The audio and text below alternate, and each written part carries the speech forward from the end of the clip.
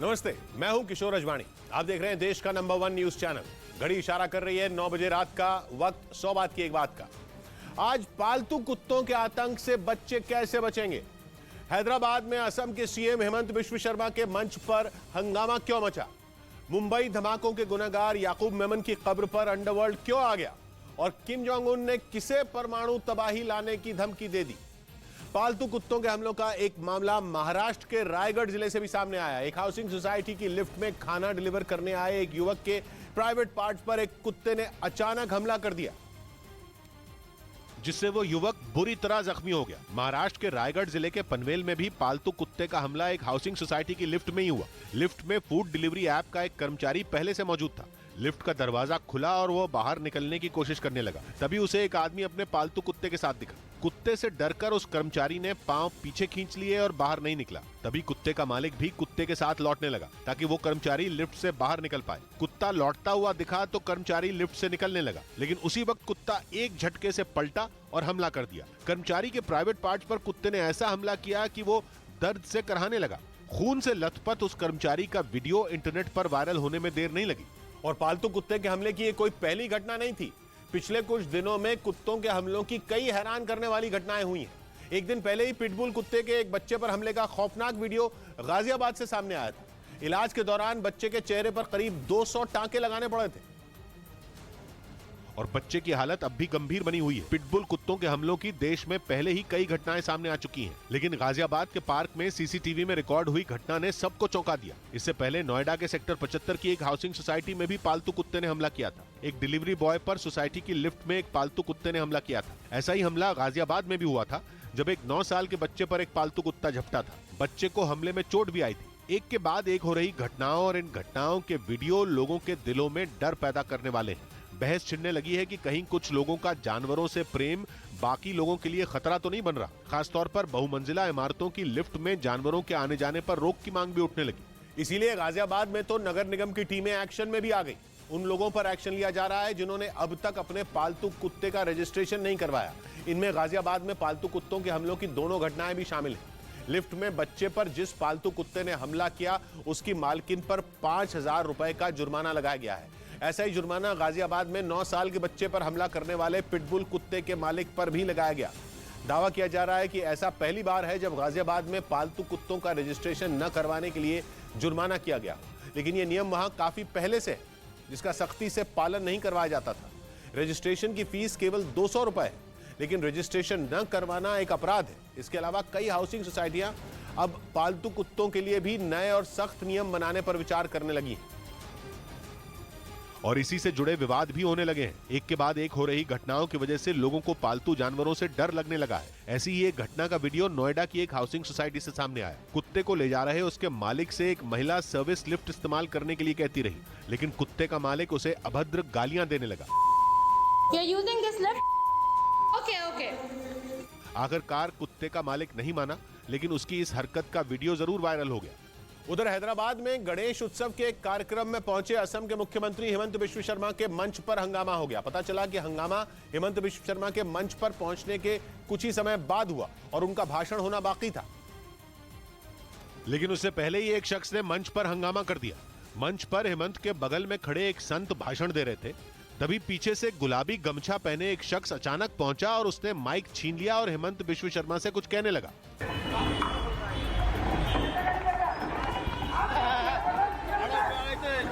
ये सब इतना अचानक हुआ कि न असम के सीएम कुछ समझे न बाकी लोग। लेकिन थोड़ी ही देर बाद मंच पर मौजूद बाकी लोग उस शख्स को खींचकर मंच से नीचे ले गए और इस सारे बवाल पर हेमंत बिश्व शर्मा सिर्फ मुस्कुरा कर रह गए और बगल में खड़ा दूसरा शख्स नारे लगवाने लगा। इस हंगामे के बाद उस शख्स को पुलिस ने हिरासत में ले लिया। इस दौरान उसके तेवर तीखे थे और बहस करने के मूड में दिखा। थोड़ी देर बाद खबर आई कि वो शख्स टीआरएस का एक स्थानीय नेता है और उसने ये हंगामा इसलिए किया ताकि हेमंत बिश्व शर्मा का कार्यक्रम न हो पाए।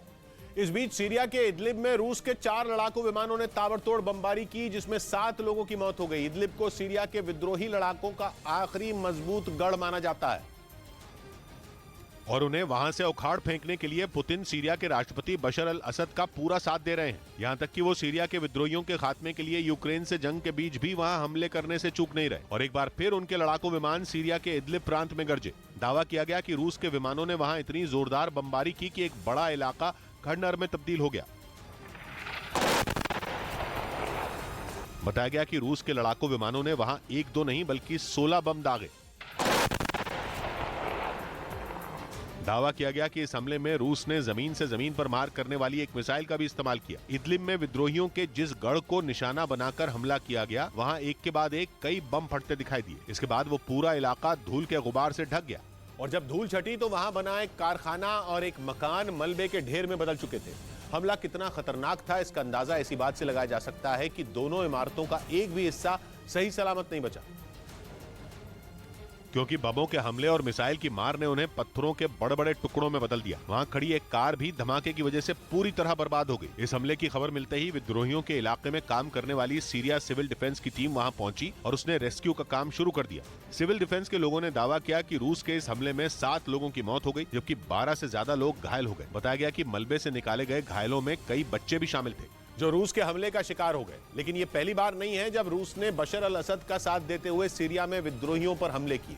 इससे पहले भी रूस की गठबंधन वाली सेना इदलिब में कई बार एयर स्ट्राइक कर चुकी है, क्योंकि इदलिब ही सीरिया का वो प्रांत है जिसे विद्रोहियों का आखिरी ठिकाना कहा जाता है। माना जाता है कि इदलिब पर सीरिया के विद्रोही गुट ताहिर अल शाम का पूरी तरह कंट्रोल है और ये विद्रोही गुट आतंकी संगठन अल कायदा से जुड़ा है। सीरिया के राष्ट्रपति बशर अल असद ऐसे ही गुटों के खिलाफ लंबे वक्त से लड़ रहे हैं। इस काम में उन्हें पुतिन का हमेशा से साथ मिलता रहा। खुद रूस की सेना सीरिया में असद सरकार की मदद करती रही है और कहा जा रहा है कि एक बार फिर रूस ने इदलिब में ये हमला करके साबित कर दिया कि वो बशर अल असद की सरकार को विद्रोहियों से बचाने में कोई कसर नहीं छोड़ेगा।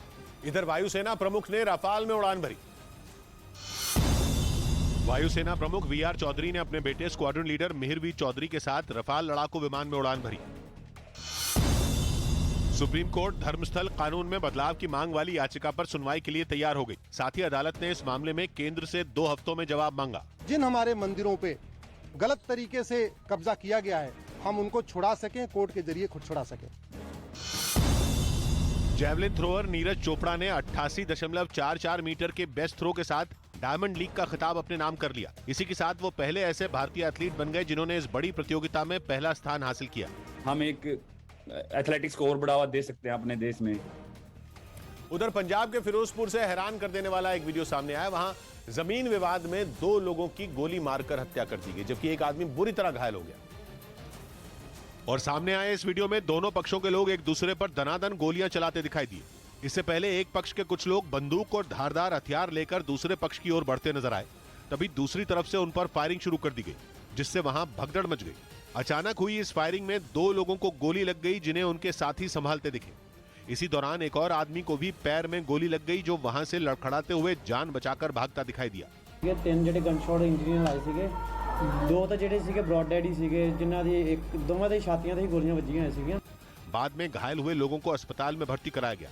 बताया गया कि इस घटना में जिन लोगों की मौत हुई वो रिश्ते में चाचा भतीजा थे। इस वारदात के बाद फौरन पुलिस की एक टीम वहां पहुंचकर जांच में जुट गई। इस बीच यूक्रेन की तरफ से एक वीडियो जारी किया गया, जिसमें खार्किव के एक इलाके में रूस के सुखोई लड़ाकू विमान को मार गिराया गया। यह हमला उस वक्त किया गया जब रूस के 2 फाइटर जेट उस इलाके में मिसाइलें बरसा रहे थे, जिन्हें जेलेंस्की के सैनिकों ने निशाने पर ले लिया। यूक्रेन का दावा है कि जमीन से हवा में मार करने वाली उसकी घातक मिसाइल ने रूस के एक सुखोई विमान का काम तमाम कर दिया।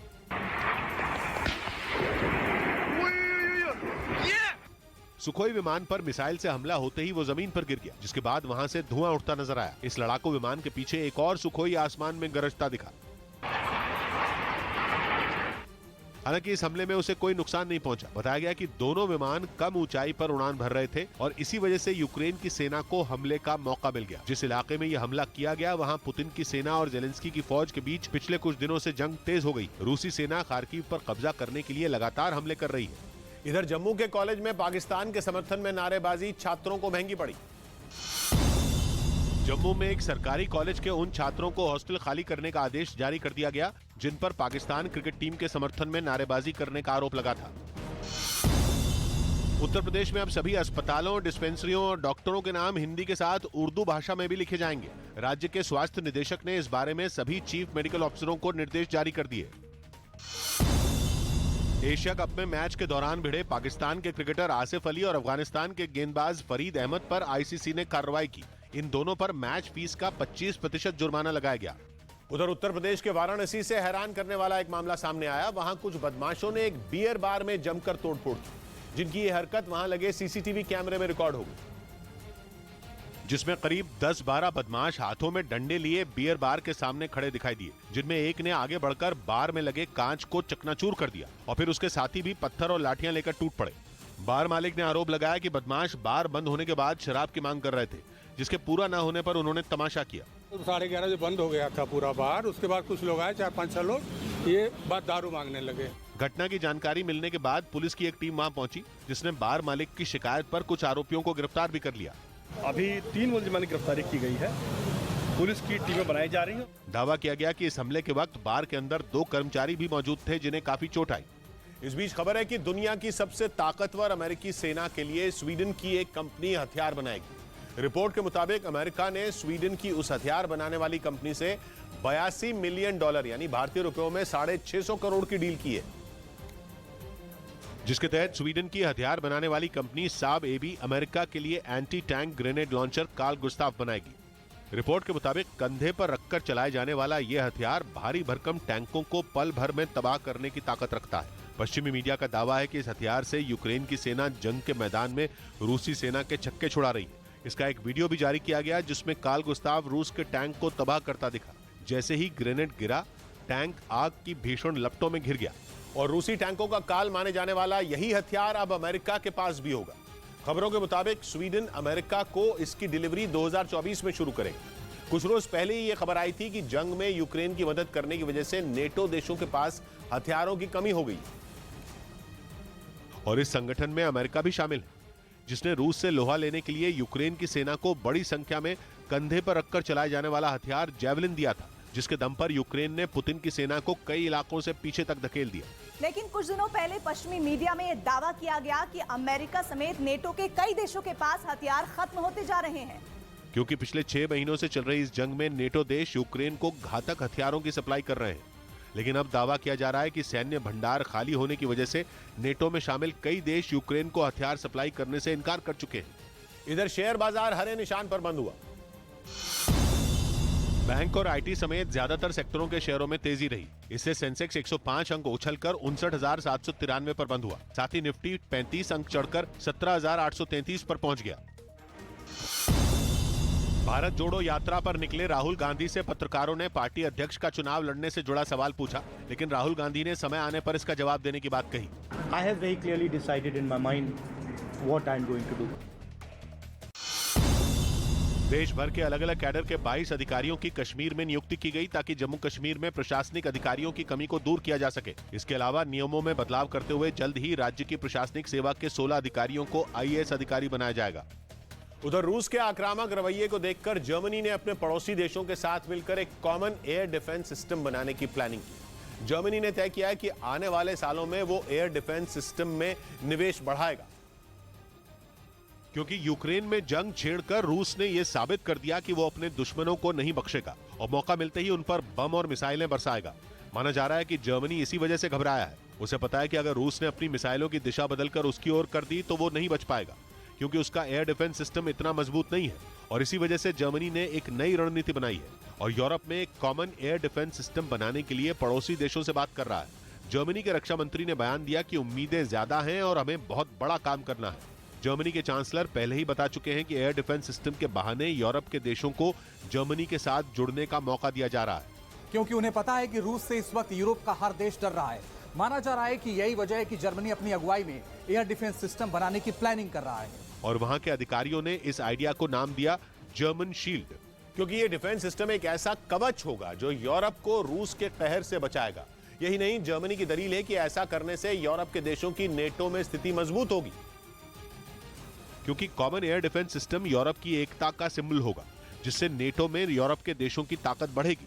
जर्मनी ये जानता है कि रूस ने अगर अमेरिका पर मिसाइलें दागी या हमला किया तो उसका सामना कर लेगा। क्योंकि अमेरिका का मिसाइल डिफेंस सिस्टम अकेले रूस का जवाब देने के काबिल है। अमेरिका का मिसाइल डिफेंस सिस्टम इस तरह डिजाइन किया गया है कि वो पूरे देश को किसी भी हवाई हमले से बचा सकता है, फिर चाहे उस पर बैलिस्टिक मिसाइलें ही क्यों न दागी जाएं। लेकिन जर्मनी का डिफेंस सिस्टम इतना मजबूत नहीं है। जर्मनी इसी वजह से एक ताकतवर एयर डिफेंस सिस्टम बनाने पर फोकस कर रहा है। यही नहीं, उसने अपने पड़ोसी देशों को बताया कि यह तरीका आसान है और इसमें कम खर्च आएगा। और रही बात सुरक्षा की गारंटी की, तो कॉमन एयर डिफेंस सिस्टम में वो मिलनी पक्की है। जर्मनी ने तय किया है कि वो 10,000 करोड़ डॉलर मतलब 8 लाख करोड़ रुपए स्पेशल मिलिट्री फंड में देगा। इसके अलावा वो अमेरिका से F-35 लड़ाकू विमान भी खरीदने वाला है, जिसकी पहली खेप 2026 में बर्लिन पहुंच जाएगी। यही नहीं, पता चला है कि कॉमन एयर डिफेंस सिस्टम के बारे में उसने पोलैंड और बाल्टिक देशों समेत यूरोप के कई देशों से बात कर ली है और वो जल्द से जल्द इस पर काम शुरू कर देना चाहता है, जिसकी बड़ी वजह है लिथुआनिया के पास बसे रूस के शहर कलिनिनग्राद में तैनात इस्कंदर मिसाइल, जिसकी रेंज में जर्मनी समेत यूरोप के कई देश आते हैं। यानी अगर पुतिन का मूड खराब हुआ तो वो कभी भी मिसाइलों का मुंह जर्मनी की ओर कर देंगे, जिसे रोकने के लिए जर्मनी को एक ताकतवर कवच चाहिए, जिसे बनाने के लिए वो दिन रात प्लानिंग कर रहा है। इधर कोलकाता में भारी मात्रा में ड्रग्स पकड़े गए। गुजरात एटीएस ने कोलकाता में बड़ी कार्रवाई की और वहां कबाड़ से भरे कंटेनर से 200 करोड़ के ड्रग्स पकड़ने का दावा किया। सुबह रायपुर में आरएसएस की बैठक होगी, जिसमें आरएसएस प्रमुख मोहन भागवत और बीजेपी अध्यक्ष जेपी नड्डा समेत कई नेता मौजूद रहेंगे। इस बैठक के लिए रायपुर पहुंचे नड्डा ने एयरपोर्ट से बीजेपी दफ्तर तक रोड शो भी किया। दिल्ली यूनिवर्सिटी समेत देश भर के केंद्रीय विश्वविद्यालयों में दाखिले के लिए हुई परीक्षा के नतीजे 15 सितंबर तक घोषित कर दिए जाएंगे। उधर महाराष्ट्र के अलग अलग हिस्सों में हुई जोरदार बारिश के बाद लोगों की मुश्किलें बढ़ गई। ठाणे में तो कई जगहों पर बारिश के बाद काफी पानी भर गया, जिसकी वजह से सड़क पर खड़ी कुछ गाड़ियां आधे से ज्यादा डूब गईं। सैलाब में डूबी गाड़ियों को देखकर ऐसा लगा मानो वो उसमें तैरने लगी हों। सड़क पर चारों तरफ सिर्फ पानी का ही कब्जा दिखाई दिया। सड़कों के साथ साथ दुकानें भी पानी में समाई नजर आईं। जोरदार बारिश ने कुछ ही देर में ऐसा कहर बरपाया कि लोगों का पैदल चलना भी मुश्किल हो गया। घुटने तक भरे पानी के बीच कई लोग सड़क से गुजरते दिखाई दिए। भिवंडी में तो बाजार में पानी भरने की वजह से दुकानों को बंद करना पड़ गया। वहां सड़कें तालाब में तब्दील नजर आईं। पानी के तेज बहाव के बीच कई लोग जान जोखिम में डालकर सड़क से गुजरते दिखाई दिए। और ऐसी ही तस्वीरें मुंबई से भी सामने आई। वहां सड़कों पर तो सैलाब का सितम दिखा ही, साथ ही रेल की पटरियों पर भी पानी भर गया, जिसके बाद ट्रेनों की रफ्तार थम गई। जोरदार बारिश के बाद कई हिस्सों में पटरियों पर इतना पानी भर गया कि कई लोकल ट्रेनें लेट हो गईं। ट्रेनों के लेट होने से लोगों को काफी मुश्किलों का सामना करना पड़ा। मुंबई में कुछ घंटे की बारिश के बाद वहां की सड़कें भी तालाब में तब्दील दिखाई दी, जिसकी वजह से कई हिस्सों में ट्रैफिक थम गया।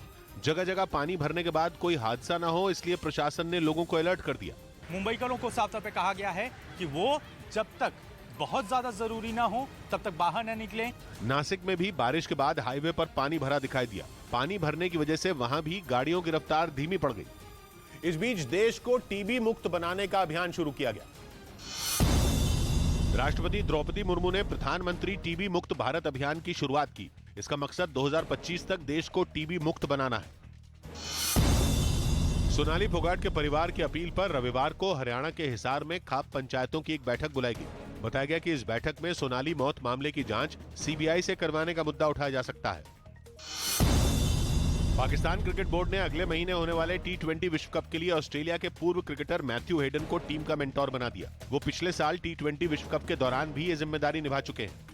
उधर उत्तर कोरिया के शासक किम जोंग उन ने एक बड़ा ऐलान किया, जिसने अमेरिका समेत पूरी दुनिया की टेंशन बढ़ा दी, क्योंकि उन्होंने अपने देश की सेना को किसी भी खतरे से निपटने के लिए परमाणु हथियारों के इस्तेमाल की खुली छूट दे दी, जिसके लिए उत्तर कोरिया की संसद ने एक कानून भी पारित कर दिया।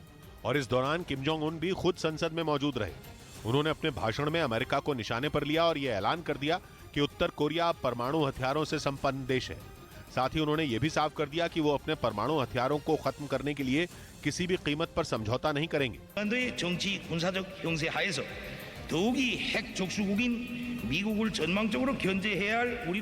इस ऐलान के साथ ही किम ने परमाणु हथियारों के इस्तेमाल के लिए नया कानून भी बना दिया, जिसके तहत उत्तर कोरिया की सेना अपने शासक या खुद पर किसी भी तरह का खतरा महसूस होने पर उनका इस्तेमाल कर सकेगी। इसके लिए उसे किसी तरह की मंजूरी नहीं लेनी होगी। जबकि इससे पहले 2013 में उत्तर कोरिया ने जो कानून बनाया था, उसमें न्यूक्लियर अटैक के जवाब में ही परमाणु हथियारों के इस्तेमाल की बात कही गई थी। मतलब ये कि नया कानून बनाकर किम ने अपने दुश्मन अमेरिका और दक्षिण कोरिया को यह संदेश दे दिया कि वो चाहे कितना दबाव बना लें वो झुकेंगे नहीं। और उन्होंने ये ऐलान ऐसे वक्त में किया जब अमेरिका चेतावनी दे चुका है कि किम कभी भी न्यूक्लियर टेस्ट कर सकते हैं। हालांकि पिछले 5 वर्षों में उत्तर कोरिया ने कोई परमाणु परीक्षण नहीं किया, लेकिन अचानक किम जोंग उन ने अपने देश को परमाणु हथियार से लैस घोषित कर दिया। और जिस तरह से हाल के दिनों में कोरियाई प्रायद्वीप में तनाव बढ़ा है, उसे देखते हुए किम के ऐलान को हल्के में नहीं लिया जा सकता, क्योंकि पहले भी किम ऐलान कर चुके हैं कि अपने देश की परमाणु ताकत को पहले से तेज रफ्तार से बढ़ाएंगे। और इस साल उत्तर कोरिया अब तक 31 मिसाइल टेस्ट कर चुका है, जबकि इससे पहले उसने 2019 में सबसे ज्यादा 25 मिसाइल टेस्ट किए थे। और पिछले दिनों उत्तर कोरिया ने दावा किया था कि उसने 24 मार्च को हवासंग 17 नाम की अपनी सबसे बड़ी इंटरकॉन्टिनेंटल बैलिस्टिक मिसाइल का टेस्ट किया। यह ऐसी मिसाइल है जिसके बारे में कहा जाता है कि वो एक साथ कई परमाणु बम दाग सकती है। दावा तो यह भी है कि यह अमेरिका के न्यूयॉर्क और उसकी राजधानी वॉशिंगटन डीसी तक कहर ढा सकती है। और अब जिस तरह किम जोंग उन ने परमाणु हथियारों के इस्तेमाल की नीति में बड़ा बदलाव किया, उससे कोरियाई प्रायद्वीप में परमाणु युद्ध का खतरा मंडराता दिख रहा है, क्योंकि किम ने यह भी साफ कर दिया कि अब वो परमाणु हथियारों के मुद्दे पर किसी तरह की बातचीत नहीं करेंगे। असल में उनके इस रुख को उस किल चेन प्लान की दहशत माना जा रहा है जिसे दक्षिण कोरिया के नए राष्ट्रपति ने अमेरिका के साथ मिलकर तैयार किया है। और पश्चिमी मीडिया ने तो ये तक दावा किया था कि इस प्लान का अंत किम जोंग उन के खात्मे के साथ होगा। और खबरों के मुताबिक किम जोंग उन को डर है कि अमेरिका दक्षिण कोरिया के साथ मिलकर उन पर भी अलकायदा के सरगना अल जवाहिरी की तरह ड्रोन अटैक कर सकता है। इसीलिए किम ने ऐसा कानून बना दिया कि इस तरह का कोई खतरा महसूस होते ही उनकी सेना दुश्मन पर परमाणु हथियार दाग दे। इधर पत्रकार सिद्दीक कप्पन को सुप्रीम कोर्ट से राहत मिल गई। सुप्रीम कोर्ट से पत्रकार सिद्दीक कप्पन को जमानत मिल गई। केरल के पत्रकार सिद्दीक को अक्टूबर 2020 में मथुरा पुलिस ने उस वक्त गिरफ्तार किया था जब वो हाथरस मामले को कवर करने जा रहे थे। महारानी एलिजाबेथ के निधन के बाद दिल्ली में ब्रिटिश उच्चायोग में झंडे को आधा झुका दिया गया। मध्य प्रदेश की मंत्री उषा ठाकुर ने लव जिहाद के मामले बढ़ने के पीछे गरबा आयोजनों को एक बड़ी वजह बताया। ऐसे में उन्होंने गरबे का आयोजन करने वाली समितियों को सतर्क रहने और इसमें शामिल होने वाले लोगों की पूरी पड़ताल करने की सलाह दी। गरबे में जो भी आए वो अपना आइडेंटिटी कार्ड साथ लेकर आए। उधर सोनाली फोगाट हत्याकांड के बाद चर्चा में आए गोवा के कर्लीज क्लब को गिराने पर सुप्रीम कोर्ट ने रोक लगा दी। कोर्ट ने इस शर्त पर रोक लगाई है कि अब उस जगह का इस्तेमाल किसी भी तरह के व्यापार के लिए नहीं किया जाएगा। जबकि एक रोज पहले 8 सितंबर को ही एनजीटी यानी नेशनल ग्रीन ट्रिब्यूनल ने कर्लीज क्लब को गिराने का आदेश दिया था। एनजीटी के इस आदेश के बाद सुबह से ही क्लब को ढहाने का काम शुरू कर दिया गया। वहां से जो तस्वीरें सामने आई उनमें भारी सुरक्षा बंदोबस्त के बीच कई मजदूर क्लब तोड़ते दिखाई दिए। इस दौरान वहां प्रशासन के भी कई अधिकारी मौजूद रहे। यही नहीं, वहां खुदाई करने वाली 2 मशीनें भी नजर आईं जो क्लब के बाहर एक्शन में दिखी। और थोड़ी देर में क्लब के कुछ हिस्सों को तोड़ दिया गया। एनजीटी की तरफ से जो आदेश जारी किया गया था उसमें कर्लीज क्लब को गिराने की कार्रवाई 15 दिन में पूरी करने की बात कही गई थी और अधिकारियों को फौरन क्लब का लाइसेंस कैंसिल करने और बिजली पानी का कनेक्शन काटने के आदेश दिए गए थे, जिसके बाद उन्होंने कार्रवाई शुरू कर दी। लेकिन कर्लीज क्लब की तरफ से आरोप लगाया गया कि प्रशासन ने उन्हें सामान तक निकालने का वक्त नहीं दिया। हमको लेटर मिला कल रात को क्योंकि वो 7 बजे इधर आ रहे करके, हमको टाइम भी मिला कुछ निकाल के, कुछ नहीं। बाद में एनजीटी के इस आदेश को कर्लीज क्लब की तरफ से सुप्रीम कोर्ट में चुनौती दी गई, जिस पर सुनवाई करते हुए कोर्ट ने क्लब को गिराने पर रोक लगा दी। और सुप्रीम कोर्ट के इस आदेश के बाद कर्लीज क्लब को बड़ी राहत मिली। बताया गया कि कोर्ट का फैसला आने तक क्लब ने प्रशासन से कार्रवाई रोकने की अपील की थी, लेकिन आरोप है कि अधिकारियों ने उसे गिराने का काम जारी रखा और क्लब के कुछ हिस्से ढहा दिए। कर्लीज क्लब उस वक्त चर्चा में आया था जब हत्या से कुछ घंटे पहले सोनाली फोगाट वहां नजर आई थी और आरोप है कि इसी क्लब में 22 अगस्त को सुधीर सांगवान और सुखविंदर ने मिलकर उन्हें ड्रग्स दिए थे। उस रात का एक सीसीटीवी वीडियो भी सामने आया था जिसमें सोनाली को जबरदस्ती सुधीर कुछ पिलाता दिखाई दिया था। ड्रिंक पीने के बाद सोनाली लड़खड़ाती नजर आई थी। कुछ देर बाद एक दूसरे वीडियो में सुधीर सोनाली को वॉशरूम ले जाता नजर आया था, लेकिन तब तक सोनाली की तबीयत इतनी खराब हो चुकी थी कि कुछ घंटों के बाद ही उनकी मौत हो गई थी। और इस घटना के बाद गोवा पुलिस ने कर्लीज क्लब को सील कर दिया था, लेकिन क्लब की मुश्किलें तब और बढ़ गईं जब एनजीटी ने इसे तोड़ने का आदेश जारी कर दिया। गोवा प्रशासन के मुताबिक क्लब को नो डेवलपमेंट जोन में बनाया गया, जो सीआरजेड यानी कोस्टल रेगुलेशन जोन के नियमों के तहत नहीं है। नियम के मुताबिक समंदर के पास कोई भी इमारत नहीं बनाई जा सकती, लेकिन इस नियम को ताक पर रखकर कर्लीज क्लब को समंदर के नजदीक बनाया गया था। इसके बाद 2016 में जीसीजेडएमए यानी Goa coastal zone management authority ने इसे गिराने का आदेश दे दिया, जिसे क्लब के मालिक ने एनजीटी में चुनौती दी। लेकिन एनजीटी ने भी गोवा प्रशासन के फैसले को बरकरार रखा और क्लब को गिराने का आदेश दे दिया था।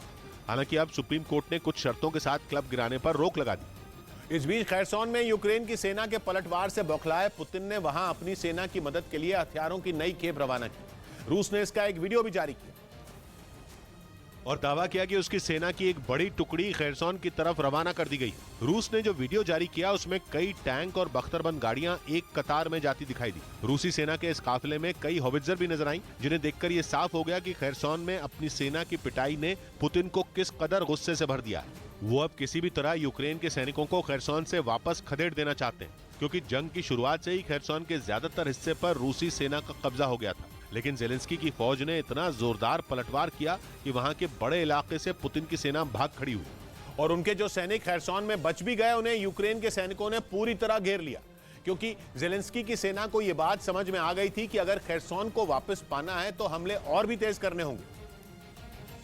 और उन्होंने ऐसा किया भी। यूक्रेन की सेना ने खैरसौन में बचे कुचे रूसी सैनिकों को खदेड़ने के लिए अपनी पूरी ताकत झोंक दी। वहां दोनों सेनाओं के बीच भीषण जंग छिड़ गई। पश्चिमी देशों से मिले हथियारों की मदद से यूक्रेन के सैनिकों ने रूसी सेना के ऊपर ताबड़तोड़ हमला बोल दिया। यूक्रेन ने दावा किया कि पिछले 6 महीने से जंग लड़ रहे रूसी सैनिक बुरी तरह थक चुके थे। वो यूक्रेन के इतने भीषण हमलों के लिए तैयार नहीं थे और इसी वजह से उनमें कई सैनिक खैरसौन में बनाए गए कई रूसी कमांड पोस्ट को छोड़कर पीछे हट गए। यूक्रेन ने दावा किया कि इन हमलों में उसकी सेना ने रूस के हथियारों के कई ठिकानों को तबाह कर दिया और खैरसौन के ज्यादातर हिस्सों को रूसी सेना के कब्जे से आजाद करा लिया गया।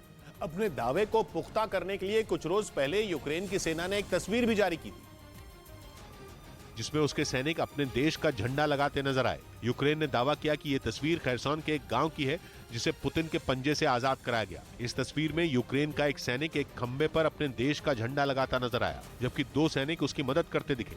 इस तस्वीर को जारी करने के बाद यूक्रेन ने ये दावा भी किया कि जल्द ही रूस की सेना को वहां के बचे हुए इलाकों से भी खदेड़ दिया जाएगा। कहा जा रहा है कि यूक्रेन के इसी दावे ने पुतिन को भड़का दिया, जिसके बाद उन्होंने खैरसौन में जेलेंस्की के सैनिकों के सामने जूझ रही अपनी सेना की मदद के लिए खतरनाक हथियारों की खेप रवाना कर दी। माना जा रहा है कि इन हथियारों के खैरसौन पहुंचने के बाद वहां जंग और भी भीषण हो सकती है। और इधर बीजेपी ने राहुल गांधी पर निशाना साधा। बीजेपी ने भारत जोड़ो यात्रा पर निकले राहुल गांधी पर उनकी टी-शर्ट की कीमत के बहाने हमला बोला।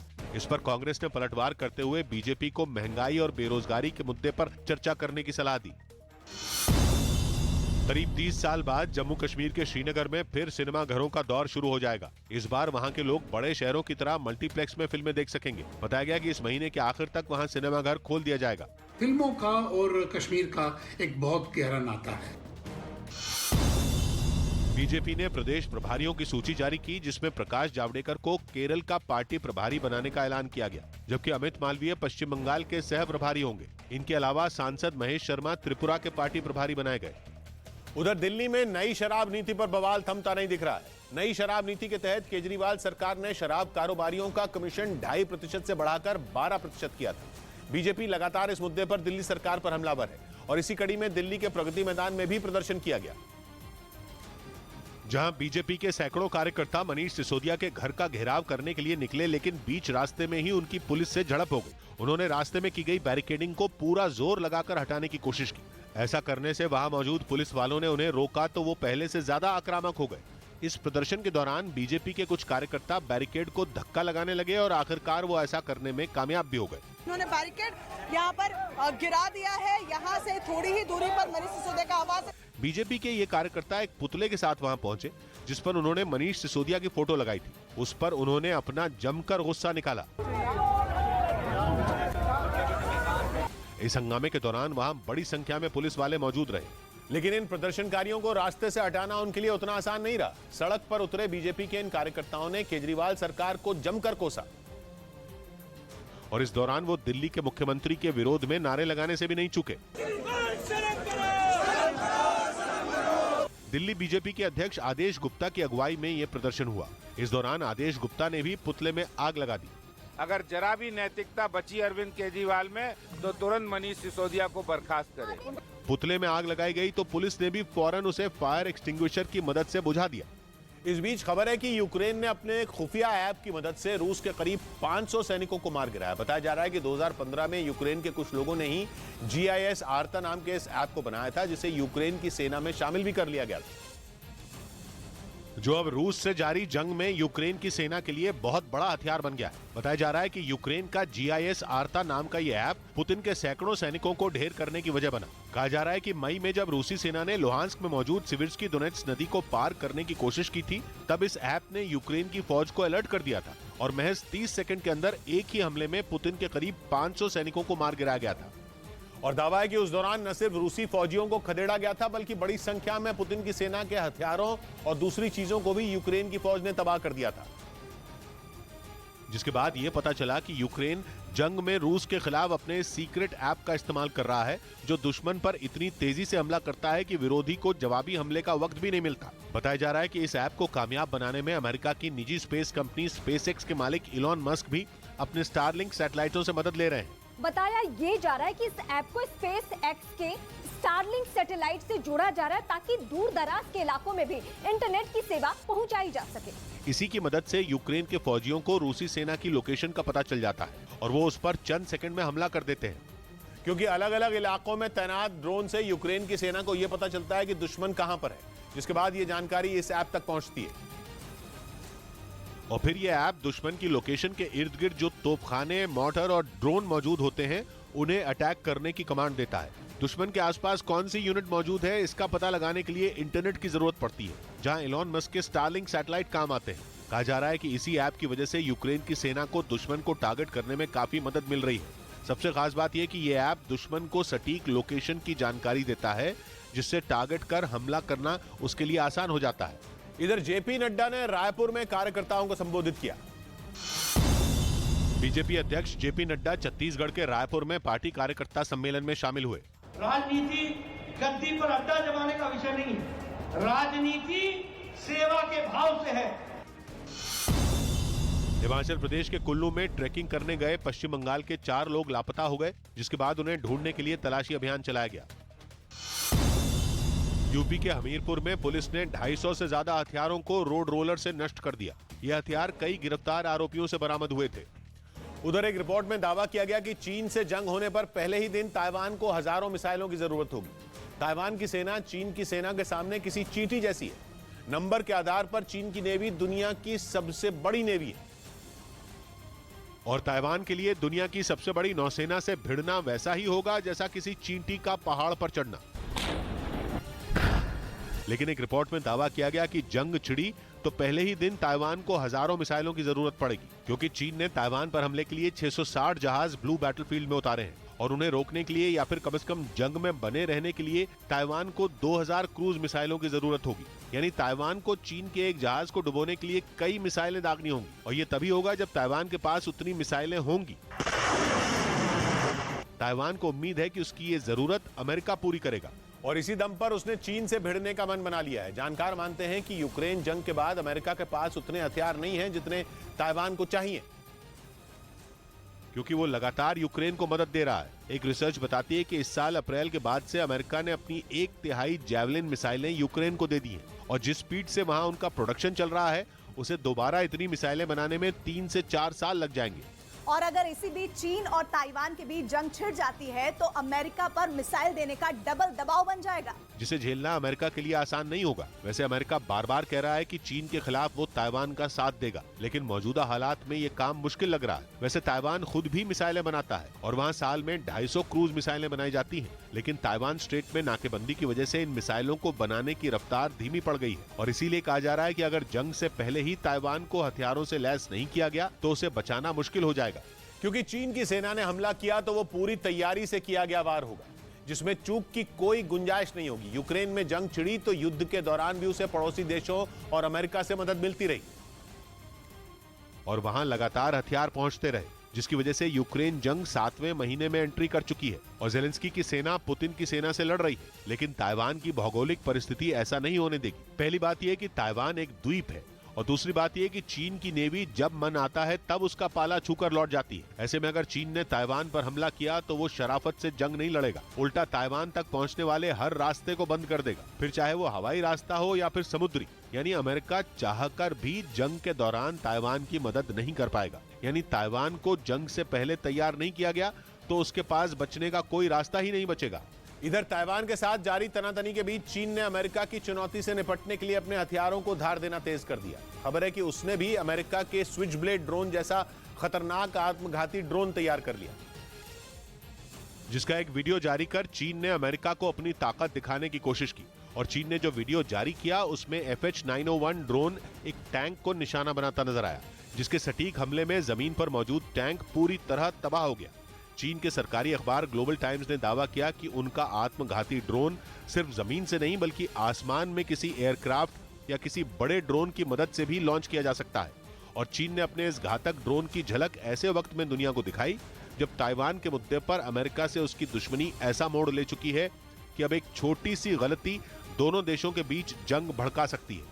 और ऐसा हुआ तो चीन के इस आत्मघाती ड्रोन को अमेरिका के उस स्विच ब्लेड ड्रोन का जवाब माना जा रहा है जिसने यूक्रेन युद्ध में रूसी सेना को ऐसी चोट पहुंचाई कि स्विच ब्लेड ड्रोन को रूस के टैंकों का काल बता दिया गया। और चीन ने यह दिखाने की कोशिश की है कि उसका FH-901 ड्रोन भी अमेरिका के स्विच ब्लेड ड्रोन जितना घातक साबित हो सकता है, क्योंकि यह भी आत्मघाती ड्रोन है। मतलब यह बम नहीं बरसाता बल्कि खुद बम की तरह गिरकर टारगेट को सुहा कर देता है।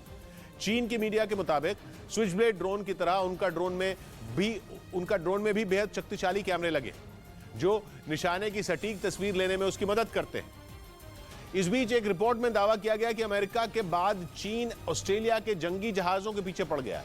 इंडो पैसिफिक रीजन में राज करने का सपना संजोए बैठे चीन की राह में कई रोड़े हैं और ऑस्ट्रेलिया भी उनमें शामिल है। खबर है कि चीन की सेना साउथ चाइना सी में ऑस्ट्रेलिया के जंगी जहाजों का पीछा कर रही है और यह बयान ऑस्ट्रेलिया की नौसेना की ओर से जारी किया गया है। साथ ही वहां के नेवी चीफ ने यह भी साफ कर दिया कि वो चीन की जासूसी का जवाब देने के लिए तैयार है।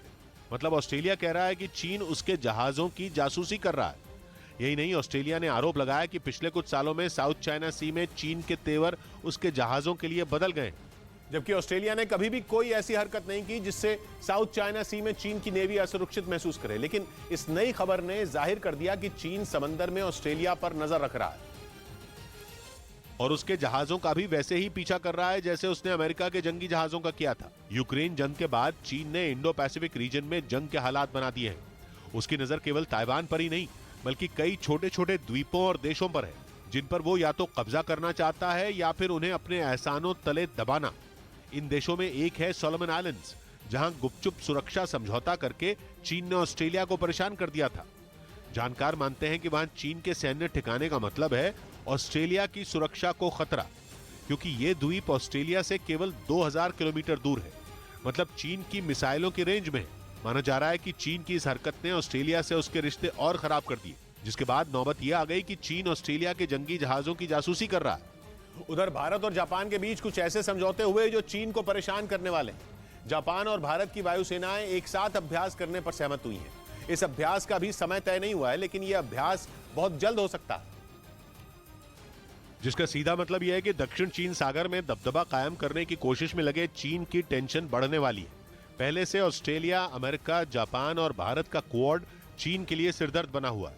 अब जापान और भारत की वायुसेनाओं का गठजोड़ चीन की मुश्किलें और बढ़ाने वाला है।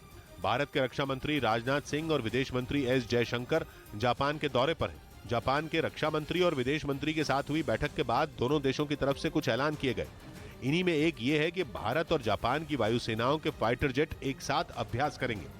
हालांकि अभी न तो साझा अभ्यास की जगह तय हुई है और न ही इस अभ्यास का वक्त तय हुआ है, लेकिन माना जा रहा है कि यह अभ्यास दक्षिण चीन सागर के करीब ही होगा, जो चीन को उकसाने वाला हो सकता है। ताइवान का मसला उलझने के बाद से तो चीन कई बार दक्षिण चीन सागर में अभ्यास कर चुका है। चीन की सेनाओं का अभ्यास आसपास के कई देशों को भड़काने वाला साबित हुआ है। जापान भी चीन की सेना के अभ्यास का विरोध करता रहा है, लेकिन जापान के साथ भारत की जुगलबंदी एक बड़ी घटना हो सकती है। इससे पहले 2020 में भारत और जापान की सेनाओं के साझा अभ्यास का कार्यक्रम तय हुआ था, लेकिन कोरोना वायरस की वजह से वो टल गया था। अब दोनों देश रक्षा क्षेत्र में समझौतों को फिर से पटरी पर लाने की कोशिश में हैं। इसी महीने प्रधानमंत्री नरेंद्र मोदी भी जापान जाने वाले हैं। माना जा रहा है कि वो 27 सितंबर को जापान के पूर्व पीएम शिंजो आबे के राष्ट्रीय शोक में शामिल होंगे। इस बीच खबर है कि एप्पल के फोन बहुत जल्दी भारत में बनने लगेंगे। सूत्रों के मुताबिक ताइवान की एक कंपनी के साथ मिलकर टाटा सन्स एक जॉइंट वेंचर बनाने की तैयारी में है, लेकिन यह खबर चीन की नींद उड़ाने वाली है, क्योंकि भारत की यह छलांग चीन के लिए बड़ा झटका साबित हो सकती है। एप्पल के फोन बनाने का काम सबसे ज्यादा चीन में होता है। ताइवान की दो बड़ी कंपनियां इसमें सबसे आगे हैं, पहली फॉक्सकॉन और दूसरी विस्ट्रॉन। फॉक्सकॉन तो पहले ही भारत में मैन्युफैक्चरिंग यूनिट बनाने की कोशिश में है, लेकिन अब विस्ट्रॉन का नाम भी इस कतार में जुड़ गया है। असल में ताइवान की एक कंपनियां अपनी मैन्युफैक्चरिंग यूनिट लगाने के लिए चीन से बेहतर विकल्प ढूंढ रही हैं। चीन से निकलने की उनकी छटपटाहट का भारत को बड़ा फायदा मिल सकता है। पता चला है कि टाटा ग्रुप के साथ ताइवान की कंपनी विस्ट्रॉन के बीच एक बड़ी डील होने वाली है। हालांकि दोनों ही कंपनियों की तरफ से अभी इस डील पर कोई औपचारिक बयान नहीं दिया गया है, लेकिन पता चला है कि ये दोनों कंपनियां मिलकर एक नई कंपनी बनाएंगी, जिसका काम भारत में एप्पल के फोन की मैन्युफैक्चरिंग होगा। खबर है कि टाटा सन्स की कोशिश विस्ट्रॉन के साथ टेक्नोलॉजी ट्रांसफर पर कुछ अहम फैसला करने की है। टाटा सन्स की कोशिश अगर कामयाब होती है तो ये एक नई पहल होगी। अब तक एप्पल के फोन बनाने वाली किसी भी कंपनी में भारत की किसी कंपनी के पास मालिकाना हक नहीं है। हालांकि अब तक ये साफ नहीं है कि नई कंपनी में विस्ट्रॉन का हिस्सा ज्यादा होगा या टाटा का। अटकलें ये भी हैं कि भारत में विस्ट्रॉन के ऑपरेशंस में टाटा सन्स एक बड़ा हिस्सा खरीद ले, लेकिन माना जा रहा है कि बहुत जल्द इससे जुड़ा कोई बड़ा ऐलान हो सकता है। इधर अवैध लोन ऐप मामले में केंद्र सरकार ने बैठक की। वित्त मंत्री निर्मला सीतारामन ने अवैध लोन ऐप मामले पर एक बैठक की, जिसमें वित्त मंत्रालय के अलावा दूसरे विभागों के अधिकारी भी शामिल हुए। राजस्थान दौरे पर पहुंचे गृह मंत्री अमित शाह सुबह जैसलमेर में पाकिस्तान सीमा के पास तनोट माता मंदिर में दर्शन करेंगे। साथ ही वहां सीमा पर चल रहे पर्यटन विकास के काम की वो समीक्षा करेंगे। कोलकाता की अदालत ने 2010 के एक हिंसा के मामले में टीएमसी नेता अनुव्रत मंडल समेत 13 आरोपियों को बरी कर दिया। उधर हिमाचल प्रदेश के कुल्लू से रोंगटे खड़े कर देने वाला एक वीडियो सामने आया, जिसमें दो ट्रकों को आपस में जोरदार टक्कर होती दिखाई दी। ये घटना वहां लगे एक सीसीटीवी कैमरे में रिकॉर्ड हो गई, जिसमें दो ट्रकों की आमने सामने से टक्कर होती नजर आई। इस घटना का जो वीडियो सामने आया उसमें एक ट्रक तेज रफ्तार से सड़क पर गुजरता दिखाई दिया, लेकिन तभी सामने से आ रहे दूसरे ट्रक से उसकी भिड़ंत हो गई। इसके बाद जो हुआ, सिर्फ 4 मिनट के ब्रेक के बाद। चैनल जो है आपके भरोसे पर खरा उतरने में नंबर 1 सच की राह पर चलने में, आपके लिए लड़ने में नंबर 1 आपकी आवाज बनने में, जिसके पास है एंकर की टीम नंबर 1, जो है राजनीति के खेल से लेकर खेल की कवरेज में नंबर 1, आज तक को पछाड़ अब है देश का नंबर 1 न्यूज चैनल। तो देखते रहिए न्यूज़ 18 इंडिया। की बात माने, और वही हुआ। 15वें दौर की बातचीत तक जिद करने वाले चीन को आखिरकार झुकना पड़ा।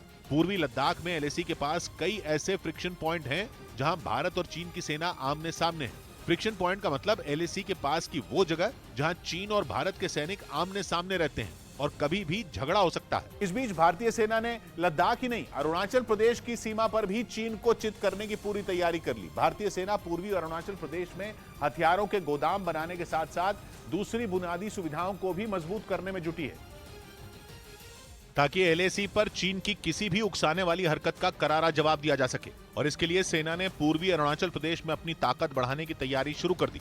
वहां सीमा के करीब सड़कों का ऐसा जाल बिछाने की तैयारी है जिससे एक जगह से दूसरी जगह तेजी से पहुंचना आसान हो जाए।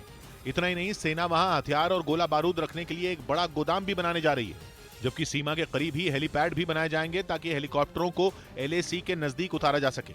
और ऐसा इसलिए किया जा रहा है कि जरूरत पड़ने पर एलएसी पर सैनिकों को तेजी से जुटाया जा सके, क्योंकि एलएसी पर भारत की बढ़ती ताकत देखकर चीन बुरी तरह बौखलाया हुआ है। वो वहां भारत को उकसाने का कोई मौका नहीं छोड़ता। और इसके लिए चीन कभी एलएसी के पास अपना लड़ाकू विमान भेजता है तो कभी सैन्य अभ्यास करके भारत को परेशान करने की कोशिश करता है। इसके साथ ही वो एलएसी के पास कंस्ट्रक्शन भी तेज कर रहा है। कुछ रोज पहले ही अरुणाचल प्रदेश की सीमा के पास निर्माण कार्य से जुड़ा एक वीडियो भी वायरल हुआ था। कहा गया कि वीडियो में चीन के एलएसी के पास निर्माण कार्य करने से जुड़े सबूत थे।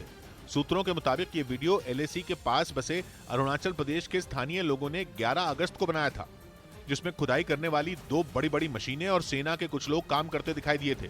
और सीमा के पास बसे अरुणाचल प्रदेश के लोगों ने दावा किया था कि वहां चीन की सेना ही निर्माण कार्य करवा रही थी।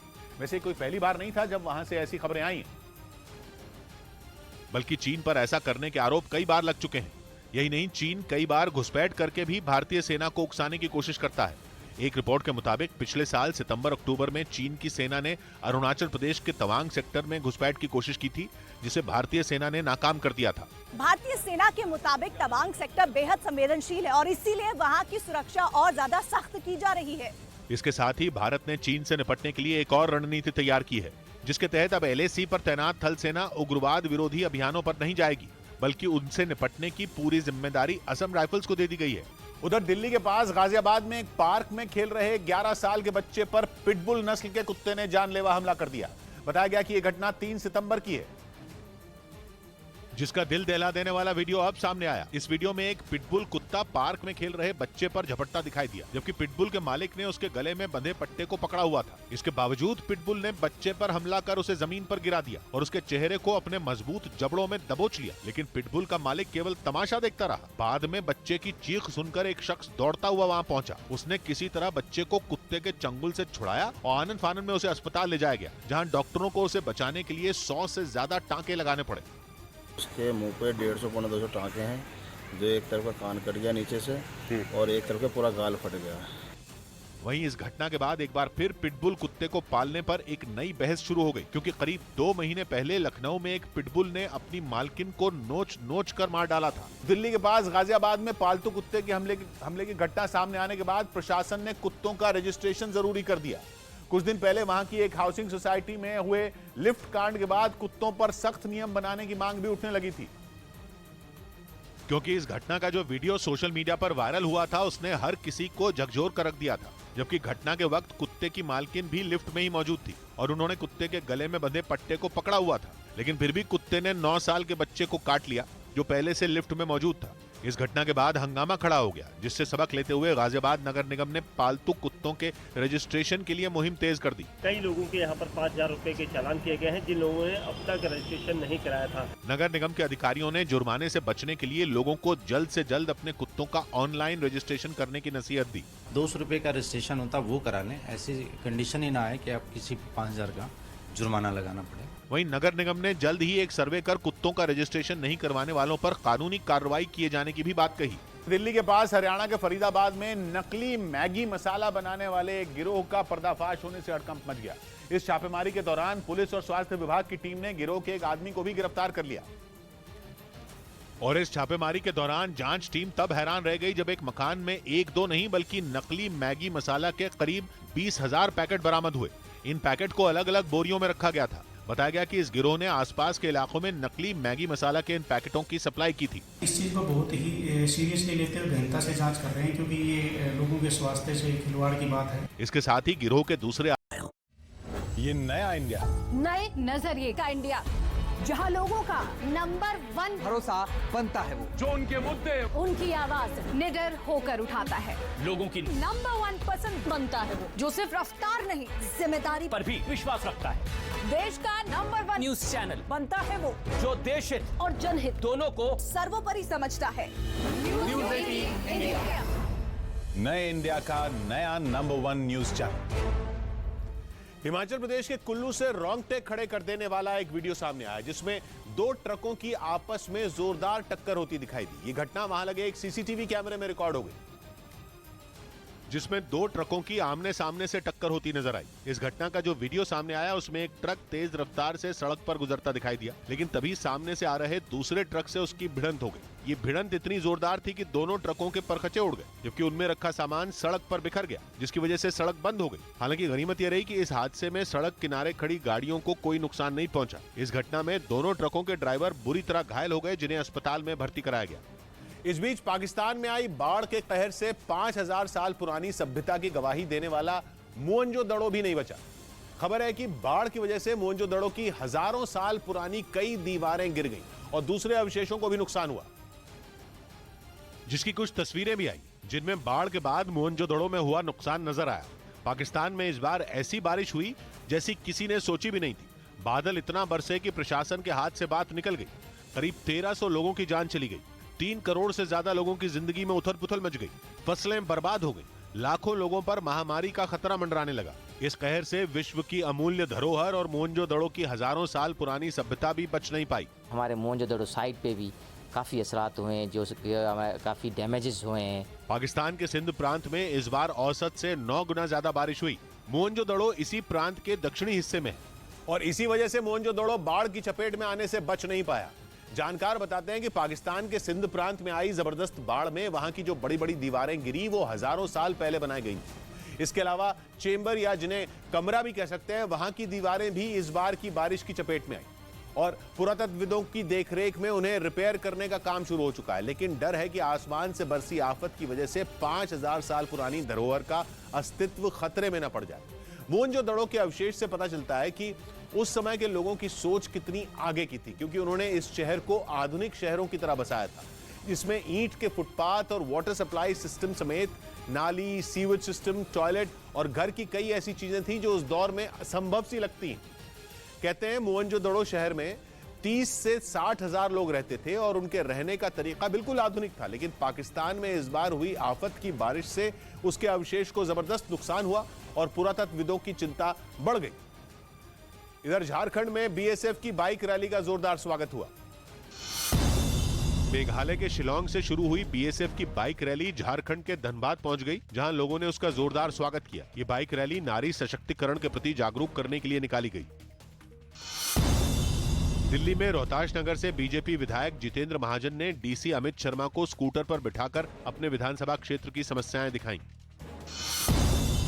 रविंद्र जडेजा अगले महीने ऑस्ट्रेलिया में होने वाले T20 वर्ल्ड कप से बाहर हो गए। उन्हें एशिया कप के दौरान घुटने में चोट लग गई थी। उधर सोशल मीडिया पर अफगानिस्तान क्रिकेट टीम की एक प्रशंसक सनसनी बनी हुई है। एशिया कप के दौरान अफगानिस्तान के हर मैच में ये लड़की स्टेडियम में टीम की हौसला अफजाई के लिए पहुंची और जैसे ही इस मिस्ट्री गर्ल की तस्वीरें सोशल मीडिया पर आने लगी, उसकी खूबसूरती की तारीफ होने लगी। बात यहां तक पहुंची कि फैशन कवर करने वाली कुछ वेबसाइट भी क्रिकेट के मैच कवर करने लगी। बाद में पता चला कि अफगानिस्तान की टीम की इस फैन का नाम वाजमा अयूबी है। सोशल मीडिया पर खूब एक्टिव रहने वाली वाजमा के स्टाइल और उसके कपड़ों की खूब तारीफ हो रही है। अफगानिस्तान का झंडा थामे उसकी कुछ तस्वीरें और उसके कुछ वीडियो तो वायरल हो गए। अफगानिस्तान की टीम तो एशिया कप से बाहर हो चुकी है, लेकिन वाजमा अब तक सुर्खियां बटोर रही है। साथ ही सोशल मीडिया पर उनकी भाषा और अफगानिस्तान क्रिकेट के लिए उनकी भावनाओं की भी तारीफ हो रही है। मैच दर मैच हार के बावजूद वाजमा अपनी टीम की तारीफ ही करती रही। वाजमा केवल इंटरनेट सेंसेशन नहीं है, बल्कि अफगानिस्तान की एक बड़ी कारोबारी है। वाजमा अफगानिस्तान में एक कालीन बनाने वाली कंपनी की सीईओ है। दावा है कि वाजमा एक सामाजिक कार्यकर्ता भी है। पिछले साल जब अफगानिस्तान में अशांति का दौर आया, उस वक्त उन्होंने कई लोगों को देश से बाहर निकलने में मदद की थी। इस बीच 1993 में मुंबई धमाकों के गुनहगार आतंकी याकूब मेमन की कब्र पर मचे घमासान में अंडरवर्ल्ड की एंट्री हो गई। याकूब मेमन को धमाकों का दोषी पाए जाने के बाद 30 जुलाई 2015 को नागपुर सेंट्रल जेल में फांसी दी गई थी, जिसके बाद उसे दक्षिण मुंबई के बड़ा कब्रिस्तान में दफना दिया गया था। लेकिन उसकी कब्र पर टाइल्स और वहां आसपास की जगहों पर लाइटें लगाने से सियासी विवाद खड़ा हो गया और इस विवाद में अब अंडरवर्ल्ड की भी एंट्री हो गई। जिस कब्रिस्तान में याकूब मेमन को दफनाया गया, वहां के पूर्व ट्रस्टी ने पुलिस को जानकारी दी कि खुद को मेमन परिवार का बताने वाले एक आदमी ने टाइगर मेमन का नाम लेकर धमकी दी थी और उसने कहा था कि अगर याकूब मेमन की कब्र की सजावट नहीं की गई तो उसे ठिकाने लगा दिया जाएगा। हालांकि पूर्व ट्रस्टी ने पुलिस को यह भी बताया कि धमकी मिलने के बाद भी उसने ये काम नहीं किया और साल 2020 में उसने एक और ट्रस्टी के साथ मिलकर इसकी शिकायत भी पुलिस से की थी। हालांकि कब्रिस्तान के दोनों पूर्व ट्रस्टियों की शिकायत पर क्या कार्रवाई हुई, इसकी जानकारी नहीं मिल पाई। लेकिन कुछ दिनों पहले याकूब मेमन की कब्र की एक तस्वीर सामने आने के बाद बवाल मच गया। तस्वीर में उसकी कब्र के आसपास लाइटें लगी दिखाई दी थी, जबकि याकूब मेमन की कब्र पर टाइल्स भी लगी नजर आई। इसके बाद बीजेपी ने मामले में पिछली सरकार को घेर लिया और अब महाराष्ट्र के सीएम इसकी जांच की बात भी कह रहे हैं। आरोपी है, कायदेशीर कारवाई किया है। हालांकि विवाद बढ़ने के बाद मुंबई पुलिस ने एक रोज पहले ही बड़ा कब्रिस्तान पहुंचकर याकूब मेमन की कब्र के आसपास लगी लाइटों को हटा दिया था। उधर यूपी के उन्नाव में गणपति विसर्जन के दौरान हादसा हो गया। यूपी के उन्नाव में गणपति विसर्जन के दौरान 2 बच्चों की गंगा नदी में डूबने से मौत हो गई, जबकि 3 बच्चे लापता हो गए। उत्तराखंड के ऋषिकेश में एक कार के खाई में गिरने से 3 यात्रियों की मौत हो गई।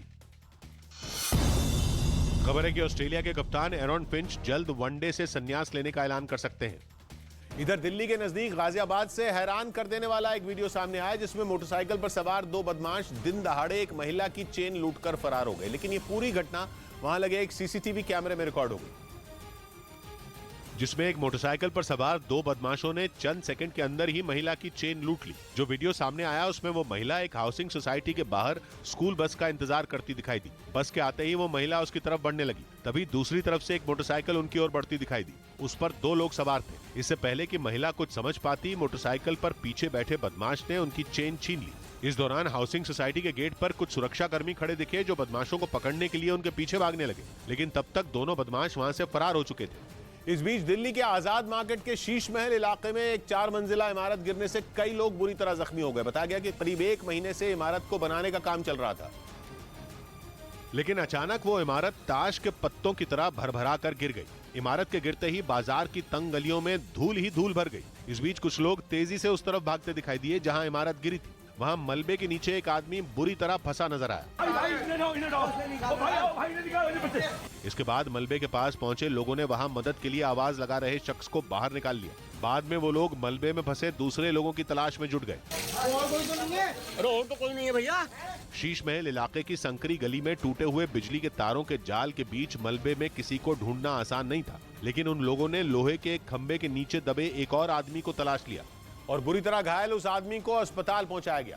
इसके बाद जैसे ही इमारत गिरने की खबर मिली, दमकल विभाग और एनडीआरएफ की टीमें भी वहां पहुंच गई और उन्होंने वहां रेस्क्यू ऑपरेशन शुरू कर दिया। बिल्डिंग के मलबे में और भी लोगों के दबे होने की आशंका के बाद उनकी तलाश तेज कर दी गई। इस काम में डॉग स्क्वाड की भी मदद ली गई। यहाँ पर इस वक्त रेस्क्यू ऑपरेशन चल रहा है, एनडीआरएफ की टीम पहुंची है, डॉग स्क्वाड पहुंचा है और कई घंटों की कड़ी मेहनत के बाद 2 और लोगों को मलबे से निकालकर अस्पताल पहुंचाया गया। जो स्कूल बच्चे जा रहे थे उनको भी चोट लगी है तो उनको हिंदुरा हॉस्पिटल भेज दिया गया। बताया गया कि बिल्डिंग को बनाने में भारी लापरवाही बरती जा रही थी। आसपास रहने वाले लोगों के मुताबिक इमारत का ढांचा काफी कमजोर था और उसे बेहद जल्दबाजी में बनाया जा रहा था। सिर्फ 1 महीने के भीतर वहां 4 मंजिला इमारत खड़ी कर दी गई और उसकी मजबूती पर जरा भी ध्यान नहीं दिया गया। माना जा रहा है कि इसी वजह से इमारत धराशायी हो गई। इस बीच दिल्ली में अब कॉलेज में वेतन का मुद्दा गर्मा गया। केंद्रीय मंत्री किरेन रिजिजू समेत बीजेपी के कुछ नेताओं ने एक नोटिस ट्वीट किया जिसमें उन्होंने दिल्ली सरकार के दीनदयाल उपाध्याय कॉलेज में प्रोफेसरों के वेतन में कटौती का आरोप लगाया। ये नोटिस सामने आने पर दिल्ली यूनिवर्सिटी टीचर्स एसोसिएशन ने नाराजगी जताई और राज्य सरकार से जल्द फंड जारी करने की अपील की। आम आदमी पार्टी ने बताया कि टीचरों का वेतन राज्य सरकार की वजह से नहीं रुका है। पार्टी का दावा है कि सरकार इस कॉलेज के लिए फंड जारी कर चुकी है। कॉलेज के पास 30 करोड़ रुपए की एफडी है। उधर बिहार के सिवान से हैरान कर देने वाला एक वीडियो सामने आया। वहां एक कार्यक्रम के दौरान अचानक मंच टूट गया। ये घटना 8 सितंबर की बताई जा रही है, जिसका वीडियो अब सामने आया, जिसमें दिखा कि कार्यक्रम के दौरान अचानक मंच ढह गया। सामने आए वीडियो में तुषाकर मधु नाम की एक भोजपुरी कलाकार मंच पर डांस करती दिखाई दी, जबकि कई लोग पीछे खड़े होकर उनका डांस देखते नजर आए। इसी बीच अचानक मंच टूट गया। इस घटना के बाद वहां अफरा तफरी मच गई और लोग अपनी जान बचाने के लिए इधर उधर भागने लगे। हालांकि गनीमत यह रही कि इस घटना में किसी को कोई नुकसान नहीं पहुंचा और एक बड़ा हादसा टल गया। इस बीच चीन की वजह से नेपाल में सबसे बड़े त्योहार दाशिन का जश्न फीका पड़ने वाला है और ऐसा इसलिए क्योंकि चीन ने नेपाल जाने के लिए निकले कई ट्रकों को तिब्बत में ही रोक दिया, जिसकी वजह से नेपाल में दशहरे की तैयारी कर रहे कई लोगों की उम्मीदें टूट गई, क्योंकि इस त्योहार को मनाने के लिए फल, कपड़े और इलेक्ट्रॉनिक उपकरणों समेत कई दूसरी चीजें चीन से मंगवाई गई थी, जो ट्रकों के जरिए इस त्योहार से पहले नेपाल पहुंचने वाली थी। लेकिन चीन ने कोरोना का हवाला देकर उन ट्रकों को बीच रास्ते में ही रोक दिया, यानी उन सैकड़ों ट्रकों को नेपाल जाने की मंजूरी नहीं दी गई, जिसके कारण नेपाल में दशहरे का त्योहार, जिसे वहां दाशिन के नाम से मनाया जाता है, उसका जोश ठंडा पड़ने लगा है। और इसके साथ ही नेपाल के उन कारोबारियों की भी टेंशन बढ़ गई जिन्होंने बड़ी संख्या में त्योहार से जुड़ी चीजें चीन से मंगवाई थी। बताया गया कि इसके लिए उन्होंने करोड़ों रुपए चुकाए थे, लेकिन उनके ट्रक तिब्बत तक तो पहुंच गए मगर उसके आगे बढ़ नहीं पा रहे हैं। चीन का कहना है कि तिब्बत के कई इलाकों में कोरोना तेजी से फैल रहा है, इसलिए वहां लॉकडाउन लागू है। ऐसे में नेपाल के इन ट्रकों को वहां से जाने की वो इजाजत नहीं दे सकता। बताया गया कि इस मुद्दे पर नेपाल के अधिकारियों ने भी चीन की सरकार से अपील की, लेकिन शी जिनपिंग सरकार पर इसका कोई असर नहीं हुआ। इस बीच खबर है कि करीब 2 हफ्तों से फंसे ट्रकों में रखे गए फल अब सड़ने लगे हैं और अगर जल्द ही उन्हें अपनी मंजिल तक नहीं पहुंचाया गया तो वो पूरी तरह बेकार हो जाएंगे। लेकिन इस मुद्दे पर चीन का रुख देखकर ऐसा लगता नहीं कि इन ट्रकों को नेपाल में त्योहार से पहले भेजा जाएगा। इधर उत्तर प्रदेश के फिरोजाबाद से रोंगटे खड़े कर देने वाला एक वीडियो सामने आया जिसमें रेलवे ट्रैक पार कर रही एक महिला की जान बाल बाल बच गई। वो महिला रेलवे ट्रैक को पार कर प्लेटफॉर्म पर चढ़ने की कोशिश कर रही थी।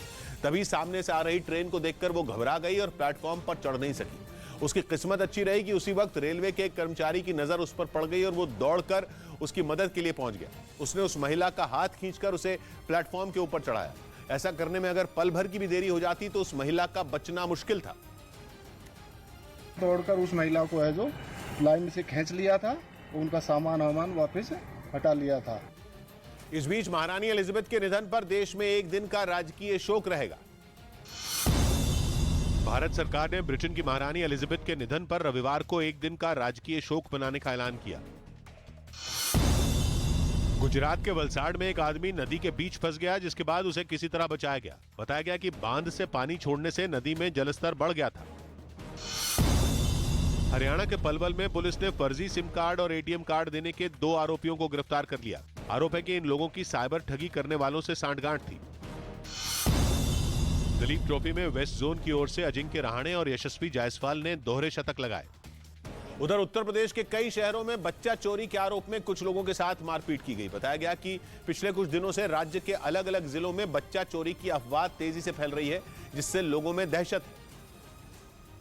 और अयोध्या में तो बच्चा चोरी के आरोप में लोगों की भीड़ ने एक आदमी की पिटाई कर दी। इसका एक वीडियो भी सामने आया जिसमें बीच सड़क पर कुछ लोग एक आदमी पर लात और घूंसों की बरसात करते दिखे। इस दौरान वहां मौजूद कुछ लोगों ने मारपीट करने वालों को रोकने की कोशिश की, लेकिन वो नहीं माने। हालांकि बाद में उस आदमी को पुलिस के हवाले कर दिया गया। आरोप है कि इस आदमी ने एक घर में घुसकर बच्चा चुराने की कोशिश की थी। यही नहीं, जिला महिला अस्पताल से भी एक महिला को भी गिरफ्तार किया गया है और आरोप है कि वो भी अस्पताल से बच्चा चुराने की फिराक में घूम रही थी। और इसी तरह की एक घटना जौनपुर से भी सामने आई। वहां उर्दू बाजार इलाके से बच्चा चोरी करने के आरोप में लोगों ने एक लड़के को पकड़ लिया और फिर उसकी जमकर पिटाई कर दी। बाद में इस घटना का वीडियो सोशल मीडिया पर वायरल हो गया। जो वीडियो सामने आया उसमें कई लोग उस लड़के के साथ मारपीट करते दिखाई दिए। इसके अलावा अमरोहा में भी बच्चा चोरी के शक में कुछ महिलाओं ने एक लड़की के साथ मारपीट की। बाद में उसे पुलिस के हवाले कर दिया गया। इसी तरह गोरखपुर में भी स्कूल से घर लौट रही एक बच्ची को अगवा करने की कोशिश की गई।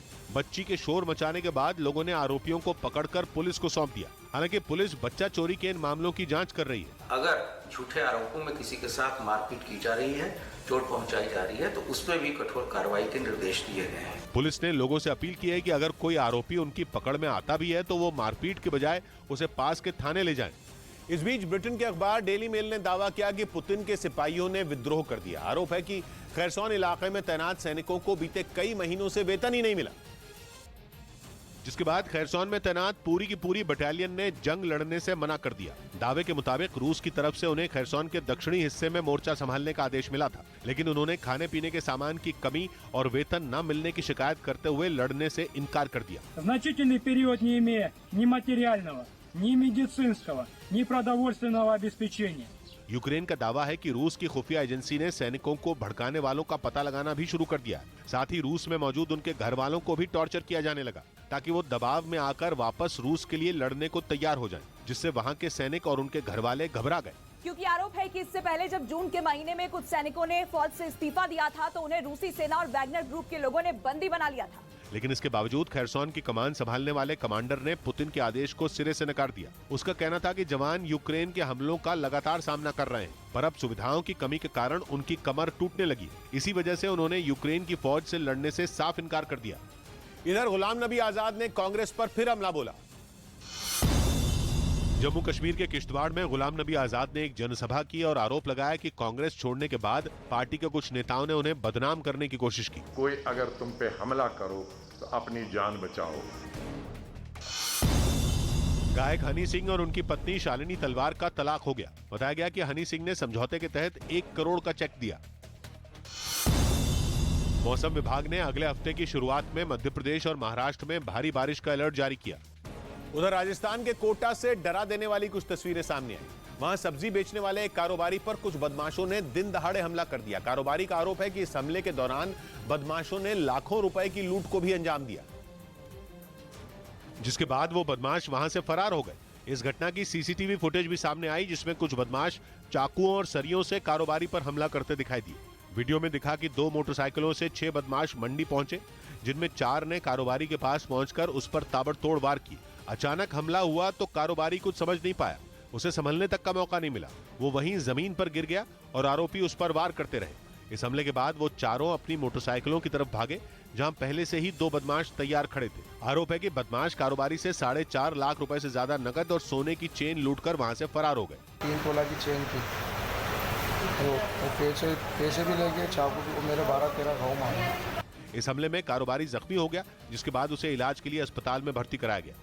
इस बीच सिवान के बाद पटना के एक इलाके में भी छापेमारी के बाद लौट रही पुलिस टीम पर कुछ लोगों ने हमला कर दिया। इस हमले में पुलिस के कई जवान घायल हो गए। बताया गया कि हथियारों की खबर मिलने के बाद पुलिस वाले वहां छापेमारी करने पहुंचे थे और जब पुलिस वाले वहां से लौट रहे थे तभी उन्हें सड़क के किनारे 4 लोग बैठे दिखाई दिए, जो पुलिस टीम को देखते ही वहां से भागने लगे। जिसके बाद जवानों ने उनका पीछा किया और उनमें 2 लोगों को पकड़ लिया।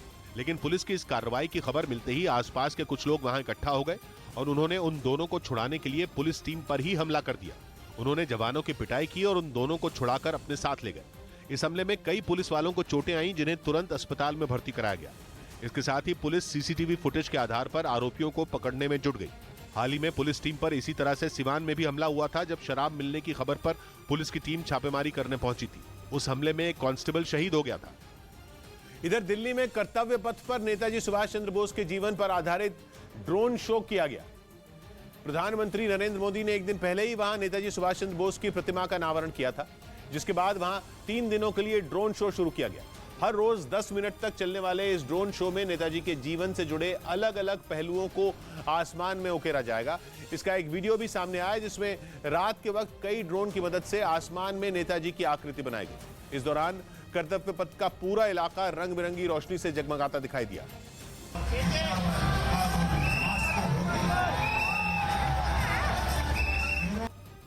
इस बीच बिहार में निकाय चुनाव की तारीखों का ऐलान हो गया। बिहार में चुनाव आयोग ने 2 चरणों में नगर निकाय चुनाव करवाने का ऐलान किया। ये वोटिंग 10 और 20 अक्टूबर को होगी। भोपाल में सीएम शिवराज सिंह चौहान अपने परिवार के साथ गणपति विसर्जन कार्यक्रम में शामिल हुए। 16 सितंबर से शुरू हो रही लेजेंड्स लीग के लिए लालचंद राजपूत को भीलवाड़ा किंग्स टीम का मुख्य कोच बनाया गया। उधर जम्मू यूनिवर्सिटी में असिस्टेंट प्रोफेसर की खुदकुशी के मामले में हंगामा शुरू हो गया। वहां विरोध प्रदर्शन कर रहे छात्रों ने आरोप लगाया कि प्रोफेसर चंद्रशेखर को आत्महत्या के लिए मजबूर किया गया और इसके लिए उन्होंने यूनिवर्सिटी के ही कुछ लोगों को जिम्मेदार ठहराया। उनका दावा था कि असिस्टेंट प्रोफेसर चंद्रशेखर साइकोलॉजी विभाग के एचओडी यानी हेड ऑफ डिपार्टमेंट बनने वाले थे, इसलिए जानबूझकर उनके खिलाफ फर्जी शिकायत की गई। जबरदस्ती होगी, इंसाफ के लिए जबरदस्ती होगी, क्योंकि एक बंदे ने जान गंवाई है। प्रोफेसर के घर वालों ने भी आरोप लगाया कि कुछ लोग उन्हें लंबे वक्त से तंग कर रहे थे। वहीं जम्मू कश्मीर SC/ST संगठन ने भी इस मामले की CBI जांच की मांग की। इस केस को फाइट करेंगे और तब तक फाइट करेंगे जब तक इसकी CBI इंक्वायरी का ऑर्डर नहीं होता है।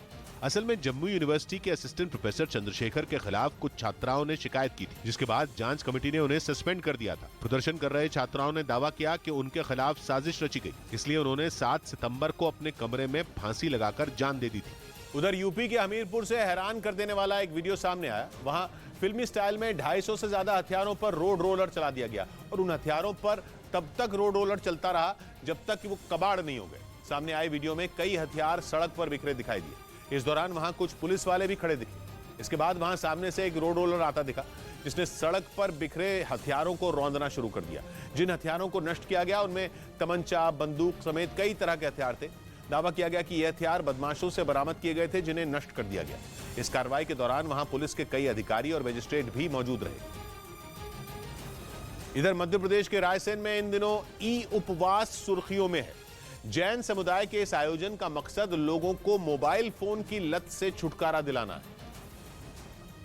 और जिस तरह उपवास के दौरान लोग भोजन से दूरी बनाते हैं, उसी तरह उपवास में शामिल होने के लिए लोगों ने अपने मोबाइल फोन त्यागने का संकल्प लिया, जिसके लिए उन्होंने अपने मोबाइल फोन मंदिर में जमा करवा दिए। बताया गया कि 300 महिलाओं और 100 बच्चों समेत करीब 1000 लोग उपवास में शामिल हुए, जिनमें 600 लोगों ने 24 घंटे तक मोबाइल फोन और दूसरे इलेक्ट्रॉनिक गैजेट से दूर रहने का फैसला किया, जबकि 400 लोगों ने पूरे 10 दिन तक मोबाइल फोन मंदिर में जमा करवाए। मोबाइल का हम लोगों ने सभी लोगों ने त्याग किया है, जिसमें हमारे 100 छोटे छोटे बच्चे भी हैं। असल में मोबाइल की लत ऐसी समस्या बन चुकी है जिसकी मार से बच्चे भी अछूते नहीं हैं, इसीलिए वो भी बढ़ चढ़कर इस मुहिम में शामिल हुए। हमारे यहाँ ना ही कंप्यूटर चलता है और ना ही मोबाइल चलाता है। एक रिपोर्ट के मुताबिक मोबाइल फोन पर समय बिताने के मामले में भारत पूरी दुनिया में 5वें नंबर पर है। और मोबाइल फोन की ये लत एक बीमारी बन चुकी है जिसे नोमोफोबिया कहा जाता है, जिसमें मोबाइल फोन नहीं मिलने पर घबराहट होने लगती है या बार बार कॉल आने का अभ्यास होता है और कई बार ऐसा लगता है कि मोबाइल की घंटी बज रही है जबकि ये सिर्फ कल्पना होती है। साथ ही इस बीमारी से पीड़ित लोगों को मोबाइल फोन से जुड़े सपने भी आने लगते हैं, जैसे उनका मोबाइल चोरी हो गया है या फिर गिर गया है। इसी घबराहट में वो लोग नींद से अचानक जाग जाते हैं, जिसका सीधा असर सेहत पर पड़ता है। और इस बीमारी से बचने के लिए डॉक्टर मोबाइल से थोड़ी दूरी बनाने और सोते वक्त फोन को बिस्तर से दूर रखने की सलाह देते हैं, क्योंकि आज मोबाइल फोन की इस लत का असर छोटे बच्चों से लेकर बुजुर्गों तक सभी पर देखने को मिल रहा है।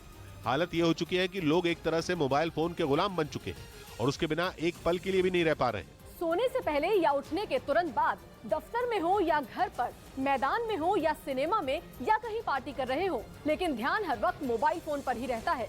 अगर मोबाइल फोन न हो तो बेचैनी हो जाती है और ऐसे में चाहकर भी लोग इसे अपने से दूर नहीं रख पाते। गेम और वेब सीरीज के चस्के ने तो इस समस्या को और भी गंभीर बना दिया है, जिसके लिए लोग घंटों तक लगातार मोबाइल फोन से चिपके रहते हैं। और भारत में मोबाइल पर लंबा समय बिताने का यह सिलसिला लगातार बढ़ता जा रहा है। एक रिपोर्ट के मुताबिक 2019 में भारत में लोग एक दिन में 3 घंटे 42 मिनट मोबाइल के साथ बिताते थे। 2020 में यह आंकड़ा बढ़कर 4.5 घंटे हो गया, क्योंकि 2021 में भारत के लोगों का मोबाइल फोन के साथ बीतने वाला वक्त और बढ़कर 42 मिनट तक पहुंच गया, 4 घंटे 42 मिनट तक। इधर मध्य प्रदेश के सिवनी से एक हैरान करने वाला वीडियो सामने आया।